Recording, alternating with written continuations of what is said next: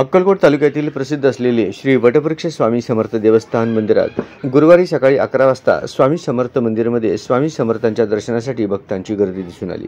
गुरुवारी सुट्टीचा दिवस असल्याने स्वामी भक्त मंदिर ठिकाणी रांगेत थांबून स्वामी समर्थ महाराजांचे दर्शन घेतले। तसेच स्वामी समर्थ अन्नछत्र मंडळ येथे जाऊन स्वामी भक्तांनी महाप्रसादाचा लाभ घेतला। गेल्या 2 ते 3 दिवसापासून स्वामी समर्थ मंदिरात स्वामी महाराजांच्या दर्शनासाठी गर्दी झालेली होती। गुरुवारी सकाळी 11 वाजता स्वामी समर्थांच्या आरतीला हजारो स्वामी भक्त मोठ्या संख्येने उपस्थित होते। मला खूप आनंद वाटते। जेवणाची काय वाटत नाही, पण वाटत हो सेवा करते मी, हमेशा करते। 2-3 तास सेवा करत असते मी मुंबईवरून आलेली आहे स्वामींची सेवासाठी। मला स्वामींचं खूप भक्त आहे त्यांची मी, आणि खूप मला अनुभव पण आलेले काही गोष्टी, म्हणून मुंबईवरून मी खास स्वामी सेवासाठी करण्यासाठी मी आलेली आहे।